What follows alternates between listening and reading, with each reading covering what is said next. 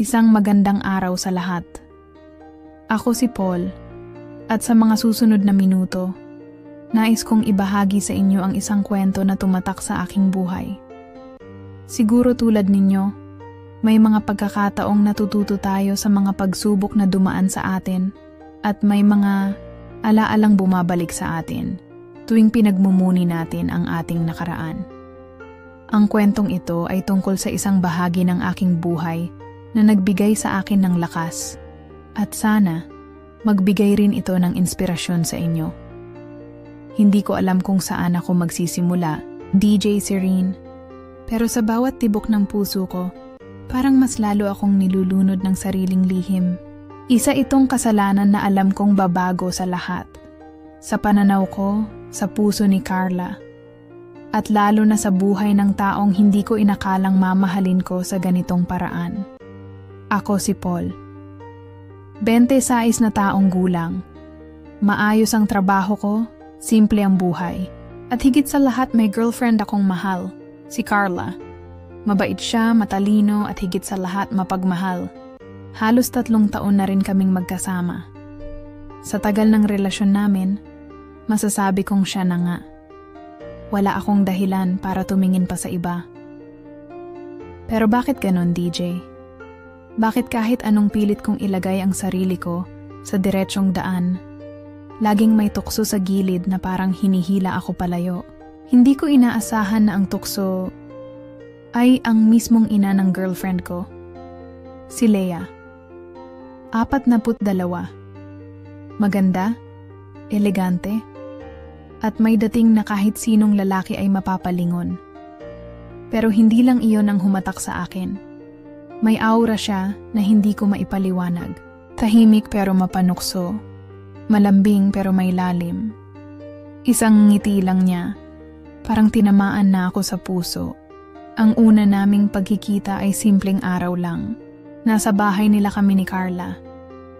Habang nagliligpit siya ng pinagkainan, biglang dumating si Lea. Nakaitim na dress siya noon, hapit sa katawan, parang walang iniinda. Galing daw sa salon, basang-basa pa ang buhok. Pagpasok niya sa pinto, tumigil ang mundo ko. Ngumiti siya. Yung tipong walang sinasabi pero para bang binabasa ang kaluluwa ko. Mula noon, hindi ko na siya maalis sa isipan ko. Lalong lumala ng dumalas ang pagpunta ko sa bahay nila. Tuwing nandun si Lea, hindi ko mapigilang mapatingin sa kanya. At ramdam kong hindi lang ako ang may nararamdaman. Yung mga pagkakataong sadyang yumuyuko siya sa harap ko. Yung mga gabing tila wala siyang bra habang nakaduster lang. Hindi ito aksidente. Hindi ito simpleng kilos. Para itong paanyaya. Isang hamon kung hanggang saan ko kayang pigilan ang sarili ko. Hanggang sa dumating ang gabing hindi ko malilimutan. Umuulan ng malakas. Naiwan akong mag-isa sa sala dahil may biglang lakad si Carla, kasama ang mga kaibigan niya. Tahimik ang paligid, malamig ang hangin. Biglang bumukas ang pinto. Si Lea, basang-basa walang payong. Sando at manipis na shorts lang ang suot niya. Tumambad sa akin ang kanyang katawan. Basang tela na kumakapit sa balat. Kita ang bawat kurba, bawat detalye ng kanyang pagkababae. Wala siyang sinabi. Tumitig lang siya. At sa titig niyang yon, para akong hinubaran. Parang sinigawan niya. Ako gamit lang ang mata niya. Sinasabi sa akin gusto rin niya ako. Lumapit siya dahan-dahan. Parang sinasadya ang bawat hakbang. Tumigil sa harap ko. Inabot ang mukha ko. Basang-basa ako, bulong niya. Hindi ko alam kung ano ang sumapi sa akin. Basta ang alam ko, tumigil ang mundo nung dumampi ang labi niya sa labi ko. Mainit, mabagal, matagal. Parang kinukumpirma ang matagal ng itinatagong damdamin. At sa yakap niya, naramdaman ko ang isang bagay na matagal ko na palang hinahanap. Pagkauhaw, init, at kasabikang hindi ko nakuha kahit kailan kay Carla. Hindi ko na ikukwento ang sumunod. Hindi ko kayang ilarawan ng buo, hindi dahil ayokong maalala, kundi dahil nahihiya akong ulitin sa salita ang mga ginawa namin. Pero isang bagay ang malinaw, DJ, hindi ito aksidente. Ginusto naming pareho. Kinabukasan parang walang nangyari. Si Lea, kalmado. Ako, tuliro. Si Carla, masayang nagkwento ng nangyari sa gabi niya. Ako, nakatitig lang sa dalawa nilang mag-ina. Iniisip kung paano ako napunta sa ganitong sitwasyon. At ngayong gabi, heto ako, bit-bit ang lihim na puputol sa lahat. Kaya ko ba itong sabihin kay Carla? Kaya ko bang aminin na hindi na siya ang mahal ko, kundi ang ina niya? Ito ang simula ng pagtatapat ko. At alam kong mula rito, wala nang babalikan. Nandyan si Lea, ang ina ni Carla, na para bang hindi ko na kayang takasan. At hindi ko pa rin matanggap na siya ang dahilan ng lahat ng ito. Nagbalik ako sa isang gabi na magkasama kaming tatlo, si Carla, Lea, at ako. Kung iisipin ko, tahimik lang ang lahat. Wala namang kakaibang nangyari. Si Carla, abala sa mga kwento niya tungkol sa araw na iyon. Si Lea, mas tahimik, madalas nakafocus lang sa mga maliliit na bagay. Pero may mga sandali, mga sulyap, mga titig, na sa mga mata ni Lea, nakikita ko ang naiibang init. Hindi ko kayang ipaliwanag, pero may nangyaring dikitang koneksyon sa bawat pagtingin namin. Nasa isang tabi ako ng sala, habang si Carla ay nagkukuwento ng mga detalye ng mga nakaraang araw. Dinig ko ang kanyang boses, pero ang puso't isip ko naiwan kay Lea.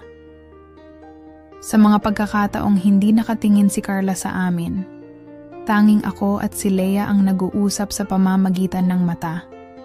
Ang gabing iyon, parang walang kaibang nangyari. Isang tipikal na gabi sa bahay nila. Pero habang si Carla ay masayang nagkukwento, tumungo si Lea para magbukas ng wine. Habang nilalabas niya ang bote ng alak, natagpuan ko ang aking mata sa kanya. Hindi ko na kayang iwasan pa. Sa bawat galaw niya, ramdam ko ang panginginig sa katawan ko. Ang katawan niyang umaalog sa bawat paggalaw. Ang malalim niyang hininga. Parang bawat galaw niya ay may mensahe na sumasaklaw sa katawan ko. Sumasalungso sa bawat paminsan-minsan naming titigan. Tinitigan ko siya ng mas matagal. At sa mga mata niya, parang nakita ko ang sinasadyang pagkakaroon ng ugnayan. Kung hindi ako nagkakamali, may nararamdaman din siya. Hindi ko alam kung paano magsimula. Pero ang mga titig niyang iyon, hindi ko kayang ipaliwanag. Nagiinit sa katawan ko. Para bang may kuryente na dumadaloy mula sa kanyang mata. Dumapo sa aking mga palad, sa aking dibdib. Ang init ng katawan niya, ang amoy ng alaga niyang pabango, tumagos sa aking isipan. Ang kanyang mga galaw, kahit maliliit lang, ay may kasamang malalim na pahiwatig. Habang nilalabas niya ang wine, hindi ko na kayang pigilan ang sarili ko. Ang pakiramdam ko, para akong tinutukso. Sinadyang dumikit ang mga palad namin nang mag-abot siya ng baso. At sa maliit na sulyap na yon, nalamdaman ko na ang init ng katawan ko. Hindi ko alam kung paano ito nangyari, pero bawat galaw ko, ang mga mata ko, ang mga palad ko, parang isang laro na tanging kami lang ang nakakaalam. Si Carla, tahimik na, nagkwento, hindi alam ang mga mata namin na nagkakasalubong. Hindi ko siya matanggal sa isipan ko. Pero sa bawat pagtingin ko kay Lea, parang may tinatawag na puwersa sa akin. Minsan, tinutukso ko siya ng mga biro. Mga patagilid na salita tungkol sa kanyang itsura. Mga simpleng bagay na masakit pakinggan, pero may kasamang isang ngiti. Isang ngiti na kay hirap kalimutan. Si Lea parang walang alam sa mga nangyayari. Pero sa bawat saglit ng pagngiti niya, sa bawat kilos niya na parang sinasadya, alam ko na may naiibang nangyayari. Isang gabing puno ng alon na hindi ko kayang itulak. Tila ba may hindi nakikitang daluyong sa pagitan namin, na tanging kami lang ang nakakaalam. Isang laro ng apoy na hindi ko kayang ilayo. Tulad ng mga gabing iyon, hindi ko kayang kalimutan ang init na nararamdaman ko. Kahit walang sinasabi, ang mga simpleng galak na nakikita ko kay Lea ay naglalabas ng isang damdamin na hindi ko kayang labanan. Hindi ko alam kung saan ito patungo, pero sa gabing iyon alam ko, hindi ko kayang kontrolin ang nararamdaman ko nang ipagtapat ko kay Carla ang lihim kong nararamdaman. Ang mga salitang lumabas mula sa bibig ko, parang mga bala na hindi ko kayang bawiin.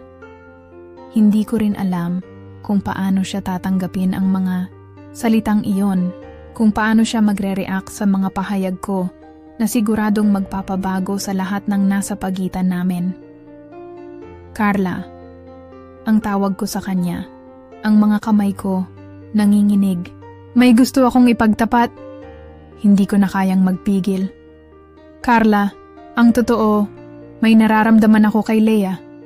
Naramdaman ko ang pag-uga ng kanyang katawan, ang mga mata ni Carla na nagbabadya nang hindi ko kayang ipaliwanag. Ang kanyang katawan, parang nanigas sa mga sinabi ko. Ang sakit ng reaksyon niya, ang pagpigil ng kanyang mga luha. At sa sandaling iyon, hindi ko alam kung anong reaksyon ang inaasahan ko. Hindi ko alam kung paano ko siya dapat alalayan. Pero ang nakikita ko, ang nararamdaman ko, ay hindi ko kayang alisin sa aking isipan. Tahimik siya, nanginginig, at hindi ko nakita ang reaksyon na inaasahan ko. Hindi siya sumigaw, hindi siya pumutok. Pero ang sakit na nararamdaman ko mula sa kanya ay parang nakabasag sa akin. Hindi ako makapaniwala, ang sabi niya. At ang bawat salitang iyon ay parang tinaga ang puso ko. Hindi ko alam kung paano ko siya tatanggapin, kung paano ko siya aakayin. Ang galit at sakit na nararamdaman ko ay isang malupit na alon na walang hangganan. Ang mga mata ni Carla, puno ng galit, puno ng sakit. Hindi ko kayang ilarawan ang bawat ekspresyon sa mukha niya. Para bang lahat ng inaasahan niyang mangyari, nasira. At ang puso ko, parang may matinding pighati na humawak sa aking dibdib. Hindi siya sumigaw, hindi siya umiyak, pero ang pangingisay ng kanyang puso ay sapat na upang magbukas ako ng isang pinto na hindi ko alam kung anong mangyayari sa susunod. Bago ko pa man magawang mag-react, bago ko pa siya matawagan o magsalita, tumakbo siya palabas ng bahay. Hindi ko alam kung anong iniisip niya, kung anong nararamdaman niya. Pero ang mga paa ko, parang nakatigil. Hindi ko kayang sundan siya. May nagbukas na pinto, isang pinto na walang hangganan. May hindi pa ako natutuklasan sa aming relasyon. At sa sandaling iyon, hindi ko alam kung paano ko haharapin ang mga susunod na araw. Nandyan si Carla, umiwas, at ako, nag-iisa. Hindi alam kung paano ko matutulungan ang sarili ko. At lalo na, kung paano ko gagawin ang lahat ng ito upang hindi magbago ang lahat. Ang mga araw ay tumagal, at ang saya ng relasyon namin ni Carla ay napalitan ng malamig na hangin. Minsan, naglalakad ako sa paligid ng bahay namin. Nag-iisip kung paano ko sisimulan ang mga araw. Kung paano magiging magaan ang bawat hakbang ko. Hindi ko na alam kung anong direksyon ang tatahakin ko. Kung saan ako pupunta. Lahat ng ito, parang isang malaking tanong na hindi ko kayang sagutin. Hindi ko pa nakikita si Carla. At hindi ko na rin siya tinawag. Ang puso ko, puno ng takot, puno ng guilt, na tila hindi ko kayang itago pa. Si Leia naman ay hindi ko na rin pinapansin. Hindi ko na kayang makaharap siya sa mata ng walang pakiramdam ng guilt na sumisingaw mula sa aking bawat galaw. Ang mga galak na nararamdaman ko noong una, parang isang masalimuot na tanawin na naglaho na. Hindi ko maiwasang magtaka, paano nga ba ang tingin ni Carla sa akin ngayon?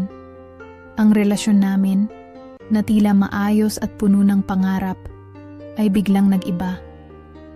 Hindi ko na alam kung paano ko gagawin ang tama. Nais ko lang ay makita siya. Pero ang puso ko ay parang nakatali sa isang sitwasyon na hindi ko alam kung paano ko matutugunan. Kahit pa may kalituhan sa aking puso, isang bagay ang alam ko. Si Leia. Hindi ko kayang tanggihan ang mga nararamdaman ko sa kanya. Hindi ko kayang kalimutan siya. Ang mga gabing magkasama kami, ang init na dulot ng kanyang mga titig, na kahit na mali, ang mga pagnanasa ko, ang mga init na nararamdaman ko sa kanya, ay tila nag-uumapaw. Hindi ko kayang takasan. Gusto ko siyang makita ulit. Gusto kong maramdaman yung init na dulot ng kanyang mga titig, ng kanyang katawan na humahapil sa bawat hakbang ko. Ngunit sa kabila ng lahat ng ito, ang mga tanong na nagsisilbing patibong sa aking isipan ay patuloy na dumadapo.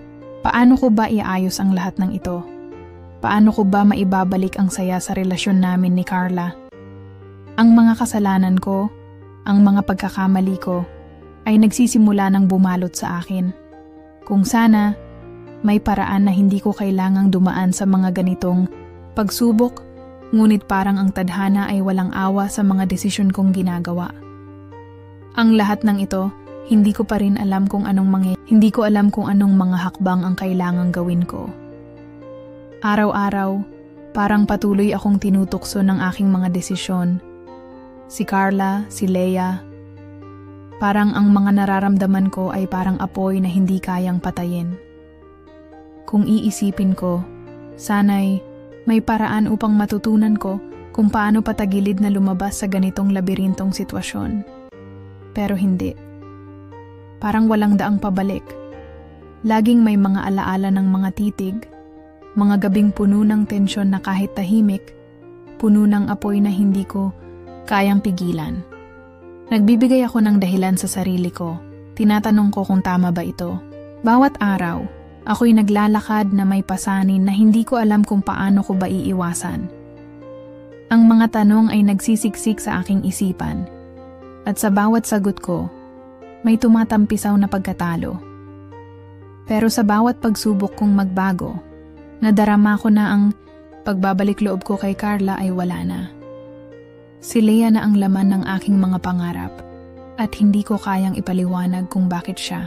Sa mga gabing magkasama kami, si Leia, na ang nais kong madama sa aking katawan, sa bawat sulyap ng kanyang mata, sa mga sandali ng walang salita, ngunit punong-puno ng pagnanasa. Ako ba'y isang taksil? O isang tao na nagkakaroon lamang ng pagkakataon para magpatawad sa sarili ko? Hindi ko alam kung paano ko tatanggapin ang lahat ng ito. Sa bawat hakbang ko, parang ang bigat ng bawat desisyon ay hindi maitatago. Si Carla, na sa lahat ng mga taon, ay naging bahagi ng buhay ko. At si Leia, ang alon na hindi ko kayang patigilin. Pareho silang may kahalagahan sa buhay ko. Ngunit hindi ko kayang patawarin ang sarili ko sa mga nararamdaman ko kay Leia. Bakit nga ba ito nangyari? Hindi ko kayang sagutin ang tanong na iyon. Sa ngayon, ang tanging alam ko ay ang isang bahagi ko na naghahangad pa rin ng init mula kay Leia. Ngunit paano ko tatanggapin ang sarili ko kung alam kong may nasaktan ako sa mga desisyon kong ito? Si Carla, na walang kamalay-malay, ay nagsimula ng magduda sa akin. Sa kabila ng lahat ng ito, ang pakiramdam ko ay ang kaligayahan ko ay hindi maaring ipagkait. Pero kung si Carla ang nawawala, Si Leia naman ay parang alon na dumating at nag-iwan ng init sa aking katawan. Ang puso ko'y tila naguguluhan at hindi ko alam kung saan magtutuloy ang lahat ng ito. Ngayon, maghihintay na lang ba ako? O magiging matapang ako upang tanggapin ang mga bagay na hindi ko kayang kontrolin? 1 linggo ang lumipas at ang mga araw ay naging matagal. Wala akong balak magtago pa. Ngunit hindi ko rin kayang sabihin sa sarili ko ang mga katotohanan. Hanggang isang araw, habang tinitingnan ko ang cellphone ni Carla, may napansin akong isang mensahe. Isang mensahe mula kay Leia na hindi ko kayang kalimutan. Si Paul ay hindi lang ako ang may nararamdaman. Pati ako. Gusto ko rin siya. Tumigil ang oras. Hindi ko alam kung anong sasabihin ko o kung paano ko dapat intindihin ang mensahe. Para akong tinamaan ng isang hindi nakikitang palo at ang puso ko'y mabilis na kumabog. Si Leia, ang ina ni Carla, ay may nararamdaman din para sa akin. Hindi ko kayang ipaliwanag ang mga nararamdaman ko. Puno ng galit, takot, at pagkabigla, wala akong magawa kundi mag-isip kung paano ako makakausad mula sa kaguluhang ito. Habang hawak ko ang cellphone, ang bawat letra ng mensahe ay parang mga patalim na dumadama sa aking balat. Isang bahagi ko ang naguguluhan, nasa pagitan ng takot at pagnanasa. Ang mga gabing puno ng init, mga titig na hindi ko kayang limutin, ay nagiging mas komplikado. Si Leia, ang ina ni Carla, ay may nararamdaman para sa akin. At hindi lang iyon, pati si Carla, sa kabila ng lahat ng sakit, ay nalaman ng lihim. Pero bakit ganito? Ano ang ibig sabihin ng mensahe ni Leia? Bilang isang tao na hindi sanay sa ganitong mga komplikasyon, hindi ko alam kung paano ko dapat pagtugon. Kailangan ko bang iwasan si Leia? O sundan ko na lamang ang nararamdaman ko, na patuloy na lumalalim sa mga gabi na punong-puno ng mga alingawngaw ng mga titig at sulyap? Ang puso ko ay naguguluhan. Sa bawat saglit, nararamdaman ko ang init mula sa mga katawang iyon. Si Carla, si Leia, na tila bawat galaw nila ay naghahatid ng bagong level ng tensyon na hindi ko kayang itulak palayo. Ngunit ngayon, natutunan ko na ang lihim na ito ay hindi na basta-basta kayang itago. Hindi ko na kayang magpatuloy na walang kalinawan. Dapat ko bang harapin si Leia at tanggapin ang nararamdaman ko para sa kanya? O mas pipiliin ko bang tahakin ang landas ng pagsisisi at subukang balikan ang mga nakaraang desisyon ko? Ang mga pagnanasa ko kay Leia ay hindi ko na kayang pigilan at pati na rin ang nararamdaman ko kay Carla. Hindi ko alam kung saan patungo ang lahat ng ito. Ngunit ang tanging alam ko ay ang hirap ng bawat hakbang na tinatahak ko. Nagpunta ako sa bahay nila Carla. Naghahanap ng sagot na hindi ko alam kung handa na ba akong tanggapin. Ang init ng gabing iyon at habang tinatahak ko ang landas papunta sa pinto ni Leia, ramdam ko ang kabang kumakalabit sa aking dibdib. Hindi ko alam kung paano ko ipapaliwanag ang lahat ng nararamdaman ko, ngunit kailangan ko itong gawin. Leia, tawag ko sa kanya habang nakatayo sa harap ng kanyang pinto. Nag-aalangan ako, ang mga kamay ko ay medyo nanginginig.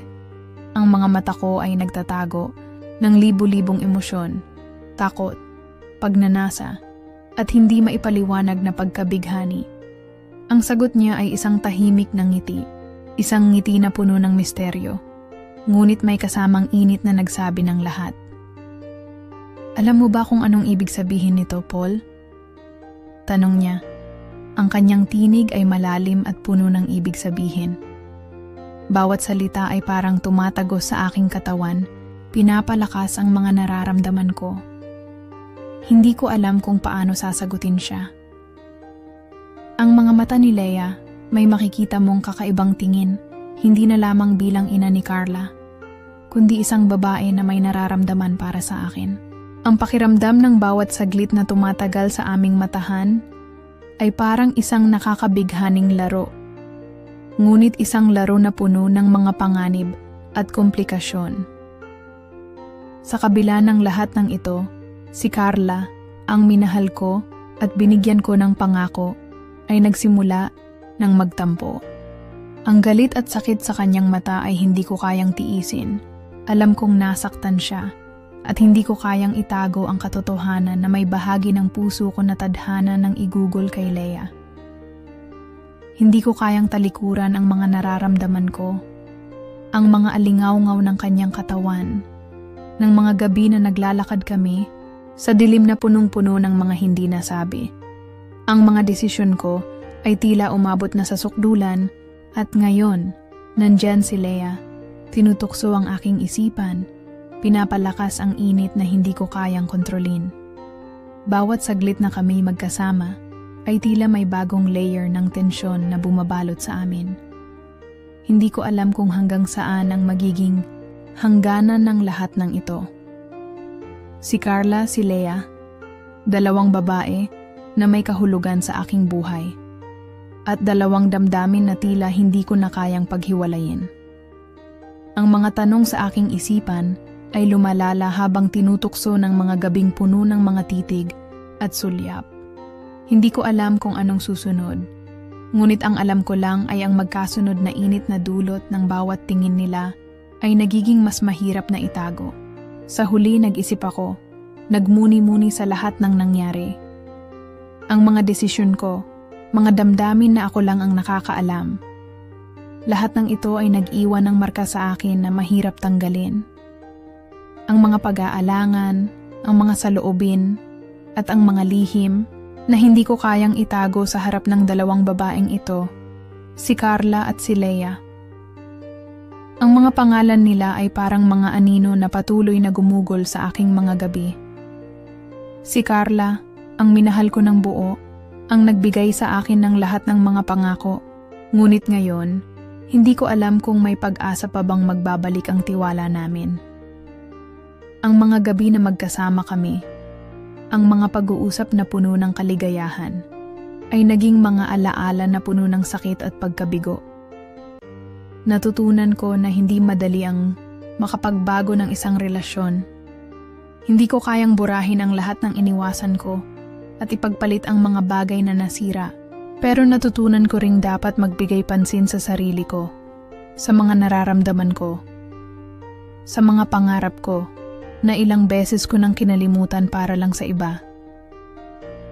Si Leia, ang babae na nagdala ng init sa mga gabi kong mag-isa. Ang kanyang mga titig na parang may ibang kahulugan. Ang mga pagnanasa na mahirap itanggi. Ngunit hindi ko kayang ipagpatuloy ang isang laro na wala ring katapusan. Sa bawat sulyap at bawat alingaw-ngaw ng kanyang mga halakhak, may natutunan akong hindi ko matatakasan. Ang mga pagkakamali ko, si Leia, sa kabila ng kanyang mga halakhak at sulyap, ay naging simbolo ng lahat ng aking mga hinagpis at hindi pagkakatugma sa buhay ko. Ang mga desisyon ko ay nagtulak sa akin sa isang landas na hindi ko na kayang baguhin. Hindi ko kayang isakripisyo ang lahat para lamang sa mga simpleng kasinungalingan. Ang mga alingaw-ngaw ng aming nakaraan ay patuloy na bumabalot sa aking isipan. Si Carla at si Leia. Ang mga bagay na nagbago sa akin. At sa huli natutunan ko na hindi palaging makakamtan ang lahat ng gusto mo. At may mga bagay na kailangang mawala upang magpatuloy sa buhay. Nagdesisyon akong maglakad papalayo sa kanila. Hindi dahil sa takot, kundi dahil sa pagtanggap na may mga bagay na hindi ko kayang baguhin at may mga bagay na kailangan kong ipaglaban. Ang aking sarili. Si Carla, si Leia. Lahat ng ito ay naging bahagi ng aking pagkatuto. At habang ang mga sugat ay nagsasara, natutunan kong tanggapin ang aking mga desisyon, pati na rin ang mga resulta nito. Ang gabi ay dumating, at kasabay ng dilim ay ang desisyon ni Carla na tapusin ang lahat. Hindi ko alam kung ano ang mga susunod na hakbang, kung saan kami patutungo. O kung may pag-asa pa bang muling maghilom ang mga sugat na iniwan ng aking mga pagkakamali. Ngunit isang bagay ang tiyak sa akin. Ako na lang ang may kasalanan sa lahat ng ito. Ako ang nagpabaya. Ako ang nagtakip ng mga nararamdaman. At ako ang nagdulot ng sakit na ito sa amin. Nandoon ako, nakatayo sa harap ng kanya-kanyang mga pagkatalo. Ang mga mata ni Carla ay puno ng hinagpis at galit. Habang si Lea, ang aking pinili ang aking pinagnasaan, ay nagiging isang anino sa aking mga alaala. Saan ako pupunta mula dito? Ang bawat saglit ay nagdudulot ng kalituhan. Ang bawat segundo ay isang hakbang patungo sa isang pagkalunod na mahirap takasan. Habang tinitingnan ko si Carla, na ang katawan ay punong-puno ng sakit, ang puso ko'y labis na naglalaban. Hindi ko kayang baguhin ang nakaraan. At hindi ko kayang gawing mas magaan ang mga desisyon kong naging sanhi ng lahat ng ito. Si Lea, ang init ng kanyang presensya, ang mga mata niyang hindi ko kayang kalimutan, ay naging isang pagnanasa na mahirap palayain. Ngunit ngayon, ang mga hinagpis na dulot ng aking mga galit at kasalanan ay nahulog na sa akin. At sa gitna ng dilim ng gabing iyon, sinubukan kong magpatawad sa sarili ko. Hindi ko alam kung paano at hindi ko alam kung kaya ko.